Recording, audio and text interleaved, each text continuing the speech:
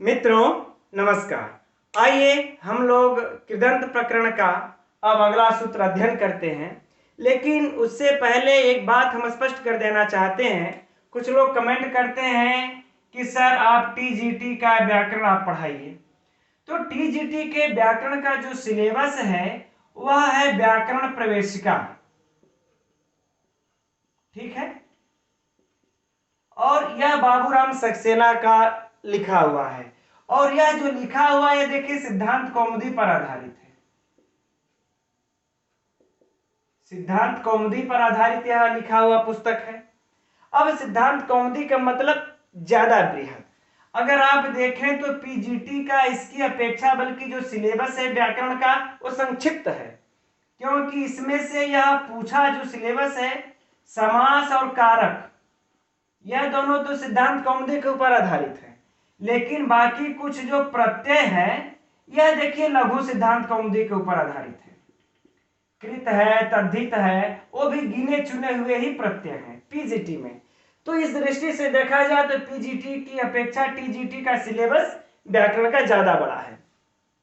तो जब हम लोग अध्ययन करते हैं, जब इसमें हम पढ़ाते हैं, तो हम जो लघु सिद्धांत कौमुदी में कुछ ऐसे सूत्र हैं जो कि लघु सिद्धांत कौमुदी में भी हैं और व्याकरण प्रवेशिका में भी हैं, तो उसका तो हम लोग अध्ययन करते ही हैं। लेकिन जो लघु सिद्धांत कौमुदी में नहीं है, उसके से आगे भी व्याकरण प्रवेशिका में दिए हुए हैं, हम उसको भी इंक्लूड कर लेते हैं। ऐसा तो है नहीं कि सूत्र बदल जाता है, बस इसमें कुछ सूत्र ज्यादा दिए हुए हैं तो हम उसके आगे उसका भी हम लोग अध्ययन करते हैं, उसकी चर्चाएं भी हम करते हैं। इसलिए निसंकोच होकर के आप लोग यह समझ लीजिए कि टीजीटी पीजीटी यह दोनों के लिए बहुत ही महत्वपूर्ण है। अतः आप लोग क्रमशः इसका अध्ययन कीजिए, इसमें कोई भी संशय मत रखिए। तो अब देखिए अचोयत, आइए सूत्र का अध्ययन करते हैं। यह क्या कहता है? कहता है कि अजंत, अजंत अर्थात अच, अच अर्थात स्वर है ना, अर्थात स्वर जिसके अंत में हो, अंत वाले धातुओं से, ठीक, कौन सा प्रत्यय होता है? यत प्रत्यय। ये यही कह रहा है अचोयत, अच अर्थात स्वर अंत वाले धातु से यत प्रत्यय हो। अब देखिए, अब आप लोग को स्मरण हम दिलाना चाहेंगे कि जब हम लोग इस सूत्र का अध्ययन कर रहे थे तव्य तव्या नियरः का, है ना, इसमें देखिए तव्य, तव्य और अनियर, यह तीनों प्रत्यय किससे होते थे? धातु से। धातु से यह तीनों प्रत्यय होते थे, तव्य, तव्य, अनियर। लेकिन अब यह इसका तव्य तव्या नियरः का यह अपवाद सूत्र है। यह कहता है, देखिए धातु का मतलब यह चाहे वह अच हो चाहे वह हल हो, कोई भी धातु हो, अच हल दोनों में से कोई भी धातु हो, इससे तव्य तव्य नियर यह तीनों प्रत्यय लगते थे। फिर उपसंख्यानम केली मर के द्वारा हम लोगों का केली मर भी लग जा रहा था, यानी यह चारों होते हैं। इतना दिमाग में बैठा लिए कि चाहे अच हो चाहे हल हो, इनसे यह चारों प्रत्यय होते हैं। अब हम लोगों के कृत्य के अंतर्गत जो पांचवा प्रत्यय है वह यत प्रत्यय है। तो यह कहता है कि यह यत कहां पर लगेगा? जिसके अंत में केवल स्वर होगा, इस स्वर से ही यत लगेगा, हल से नहीं लगेगा। तो यह तव्य तव्या नियरः का यह क्या हुआ? अपवाद सूत्र हुआ, ठीक है। अब आइए, और स्वरूप अपवाद और असरूप अपवाद की चर्चा तो हम पहले भी कर चुके हैं। अब आइए हम लोग इसका उदाहरण देखते हैं। इसका उदाहरण है मित्रों चेयम। अब देखिए यह चयन अर्थ में है, चयने अर्थ में है चीय धातु, है ना, चयने अर्थ में चीय धातु है, ऐसे चीय। अब चीय में, चीय से परे हम लोग देखिए, अब चीय में पहले क्या करेंगे हम लोग कि चीय में इत संज्ञा करेंगे, किससे? हलंत्यम से इत संज्ञा कर लेने के बाद क्या बचता है? हमें ची बचता है। अब देखिए अब इसके अंत में क्या मिला, अच है, च के बाद अच है, ई हर्ष विकार, अच है। तो इस अच के परे रहते अचो यत सूत्र से यत प्रत्यय होगा। किस सूत्र से होगा, अचो यत सूत्र से यत प्रत्यय हो गया। अब त का भी हलंत्यम सिद्ध संज्ञा होकर के तस्य लोप से लोप हो जाएगा, लोप हो जाएगा, क्या बचा, ची धन य। ठीक, अब हम जैसा कि पहले भी सब प्रत्ययों की सिद्धि कर चुके हैं, क्रमशः चलिए। अब देखिए यह सार्वधातुक है कि आर्धातुक, तो यह आर्धातुक प्रत्यय है, इंगी तड़ित है नहीं कि वृद्धि होगा, संप्रसारण होगा नहीं, तो यह सार्वधातुक है कि आर्धातुक, तो तिंग भी नहीं है, शीत भी नहीं है, अतः यह क्या है, आर्धातुक। आर्धातुक प्रत्यय परे रहते क्या हो जाता है, अंधातु के अंतिम इक को गुण हो जाता है। किस सूत्र से, सार्वधातुकार्धातुकयोः सूत्र से क्या होगा, गुण, अंतिम इक को। तो यहां पर अंतिम इक कौन है, च में ई को गुण होगा, क्या हो जाएगा, चे धन य, हम मिला देंगे, बन गया हमारा चे। ठीक, अब यह चे बन तो गया। अब हम यहां पर यह देखेंगे, अब कृत तद्धित समासस्य से हम क्या करेंगे, इसका कृत तद्धित समासस्य सूत्र से इसकी प्रातिपदिक संज्ञा होगी, प्रातिपदिक संज्ञा, राइट। अब प्रातिपदिक संज्ञा हो जाने के बाद हम इसमें सुआदि की उत्पत्ति कर देंगे, सुआदि की उत्पत्ति करेंगे। अब उत्पत्ति कर लेने पर हम यह देखेंगे कि विशेष्य कैसा है। यदि विशेष्य इसका नपुंसक लिंग है तो हम नपुंसक लिंग बनाएंगे, पुल्लिंग है तो पुल्लिंग में बनाएंगे, स्त्रीलिंग है तो स्त्रीलिंग में बनाएंगे। हम तीनों लिंगों में बना करके हम बता दे रहे हैं आप लोगों को। अगर यदि यह नपुंसक लिंग में हुआ तो, अगर देखिए यह नपुंसक लिंग में हुआ तो अब सु को अम आदेश हो जाएगा, चे धन अम, किस सूत्र से, अतोम से, अतोम से क्या हो जाएगा, अम आदेश सु को, फिर अमी पूर्व से पूर्व रूप होकर के क्या बन जाएगा, चेयम, किससे होगा यह, अमी पूर्व से पूर्व रूप होकर के, ठीक, क्या बन गया, चेयम।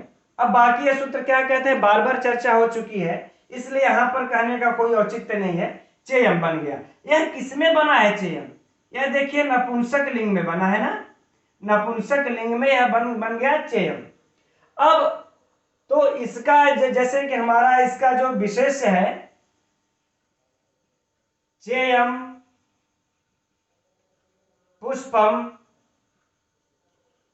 सत्कर्मादि, वाह, यानी कि पुष्प का चयन करना चाहिए सत्कर्म आदि के लिए, सत्कर्म के लिए पुष्प का चयन करना चाहिए। तो पुष्प का चयन करना चाहिए, तो पुष्प इसका क्या हुआ, विशेष्य अर्थात कर्म, क्योंकि यह कृत्य के अंतर्गत आता है, और कृत्य जो प्रत्यय है या तो भाववाच्य में लगते हैं तो कर्मवाच्य में लगते हैं। तो यहां पर कर्म विद्यमान है, यह सकर्मक धातु है, तो कर्म, तो कर्म पुष्प हमारा देखिए एक वचन है, तो चेयम भी एक वचन होगा।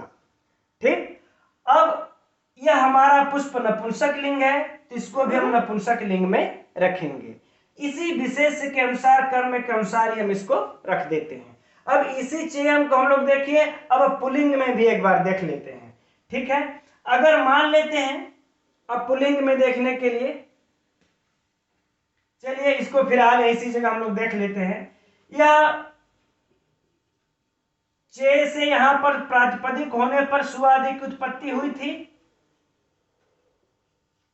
ठीक, तो जब नपुंसक लिंग होगा तभी सु को अम आदेश होगा, जब नहीं नपुंसक लिंग होगा तो बाकी वही सु को ऋत्व विसर्ग आदि क्रियाएं होंगी, तो क्या बन जाएगा, चेय,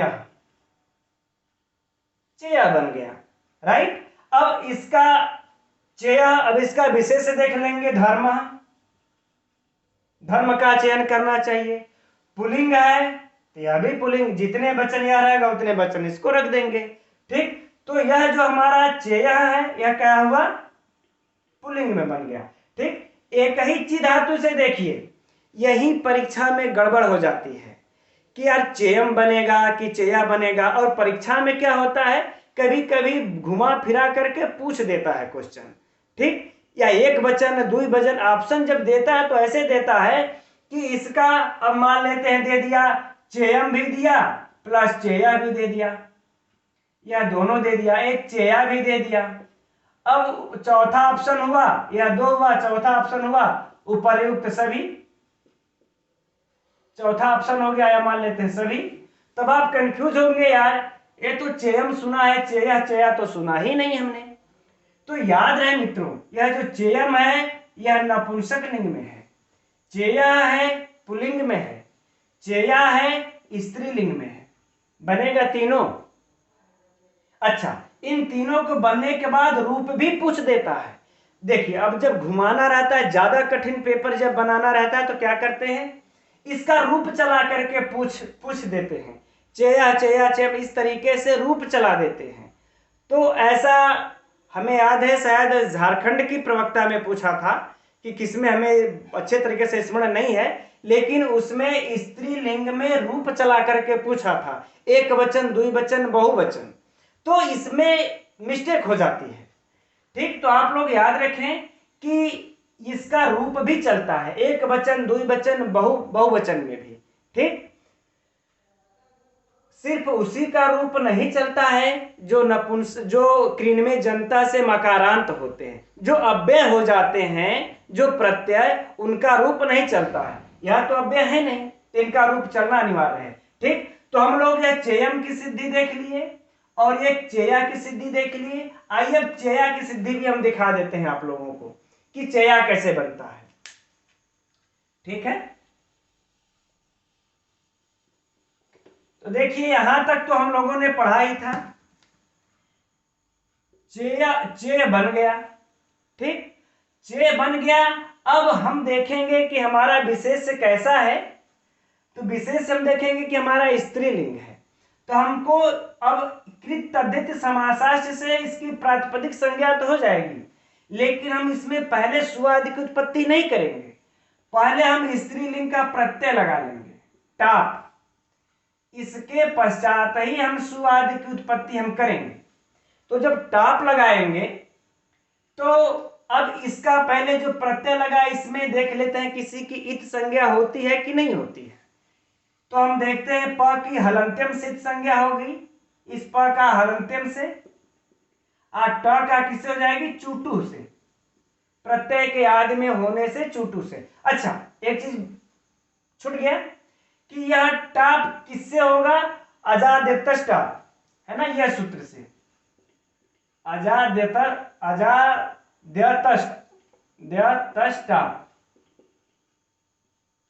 इस सूत्र से क्या होगा इसका, यह कहता है कि अच जिसके अंत में हो।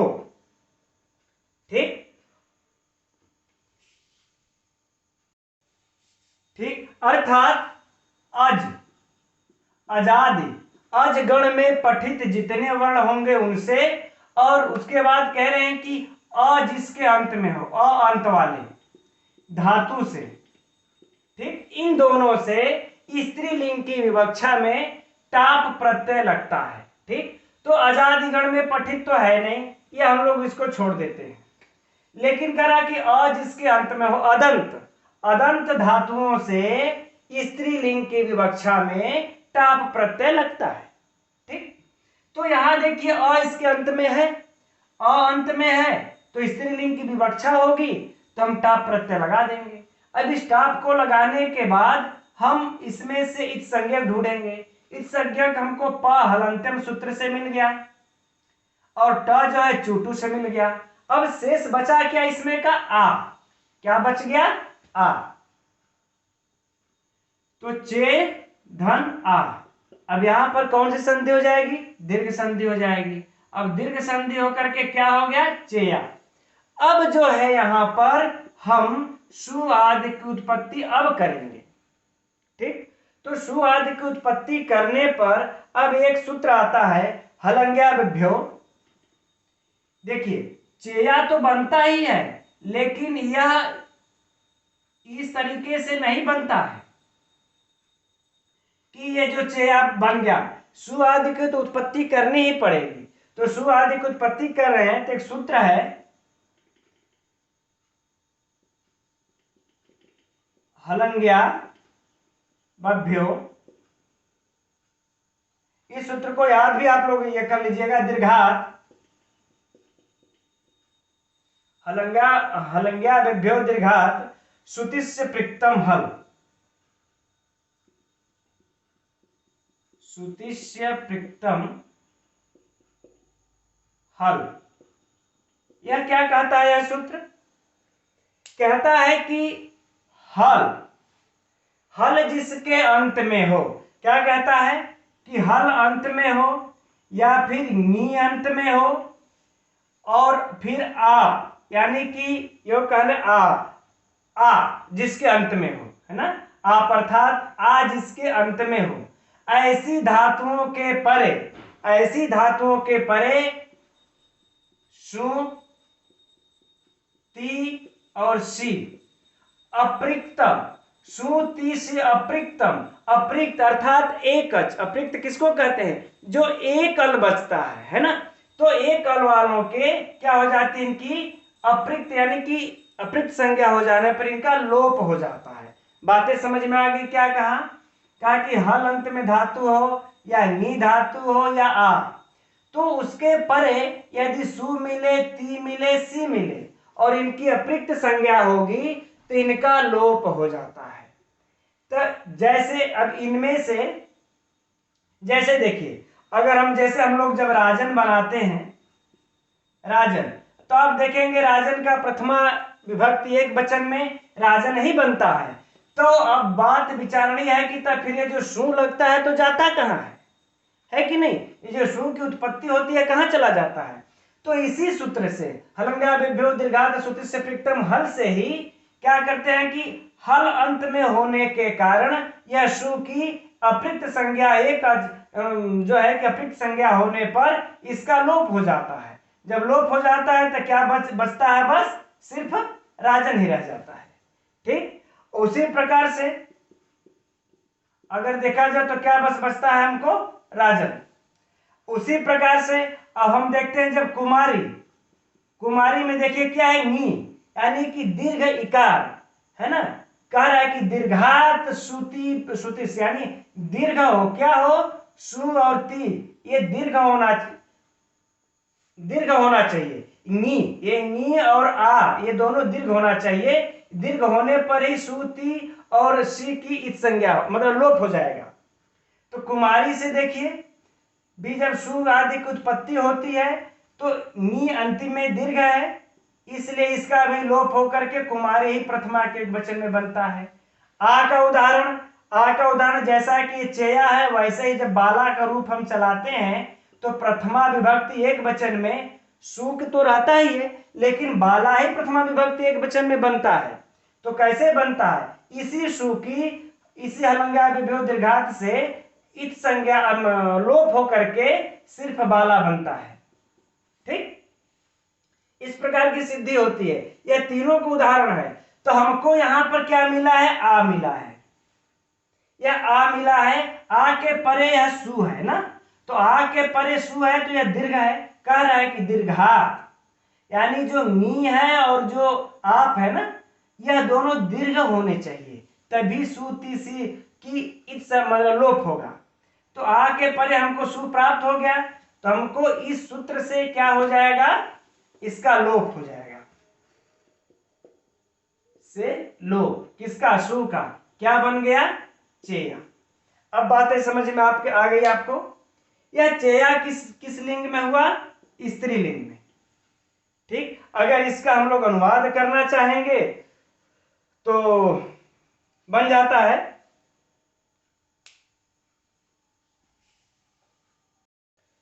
चेया सज्जनम संगति इत्यादि। ठीक है, अब आइए तो इसी का एक और भी उदाहरण हमें मिलता है जेयम का। तो लास्ट में हम दिखला देंगे। फिलहाल यहाँ पर आप लोग इतना समझ लिए कि यह यत प्रत्यय लगता है तो चेयम, चेयः और चेय, ये तीन रूप बनते हैं, एक नपुंसक लिंग में, एक पुल्लिंग में और एक स्त्रीलिंग में। तो मित्रों एग्जाम में यह गलत नहीं होना चाहिए। जी धातु से मिलता है जेयम, जेयः, जेया। ठीक, और भी इस तरह से उदाहरण है, हम अंत में दे देंगे उनको। अब आइए हम लोग अगला सूत्र देखते हैं। अगला सूत्र है इद्यति।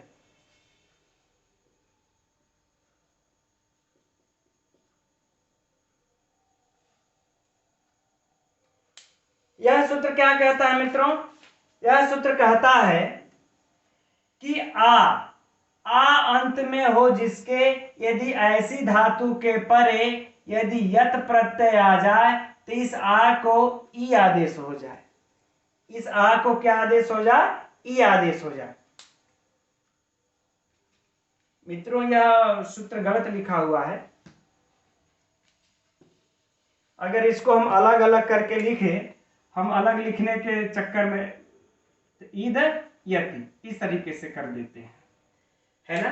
तब कह देंगे दीर्घ इकार हो जाता है यत प्रत्यय, यति में सप्तमी है तो यत प्रत्यय परे रहते, आ को इकार आदेश हो जाता है। अब इसका उदाहरण देख लेते हैं मित्रों।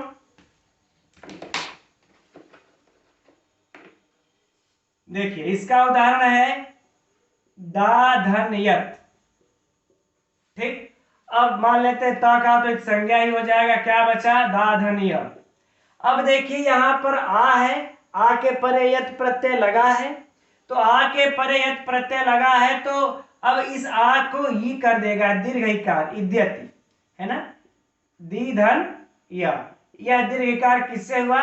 इद्यति से हुआ, इद्यति इस सूत्र से हुआ। ठीक, अब आगे, अब फिर वही बातें होंगी, सार्वधातुकार धातुकयों से इसकी गुण संज्ञा हो जाएगी। दे धन या किससे हो जाएगी गुण इसका? सार्वधातुकार धातुकयों से। बाकी प्रक्रिया से गुण हुआ, क्या बन गया? दे। अब हम विशेष के अनुसार लिंग लगा लेंगे, लिंग लगा करके सुआदि की उत्पत्ति कर लेंगे। अगर नपुंसक लिंग की विवक्षा है तो सुआदि की उत्पत्ति करके अतो अम से सुक वम आदेश, फिर दे रहेगा दे, फिर अम आदेश होकर के अमी पूर्व से पूर्व रूप होकर के क्या बन गया? देयम। ठीक, उसी प्रकार से पुल्लिंग में देय, स्त्रीलिंग में देया। अब बातें समझ में आ गई मित्रों। अब अच्छा, इसमें एक और उदाहरण है इसका जो कि हमें कंफ्यूज करता है, वह है ग्लेयम। यह कैसे बनता है? यह परीक्षा में बार बार पूछता भी है। ग्लेयम, तो देखिए यह ग्लय धातु है, पहले इसमें ग्लय धातु होती है फिर यत प्रत्यय लगता है, तो इस ग्लय को सर्वप्रथम ग्ला होता है। क्या होता है? ग्ला, ग्लाधन यह ग्ला किस सूत्र से होता है? तो एक सूत्र आता है आदेश उपदेशे सीति, आदेश उपदेशे सीति,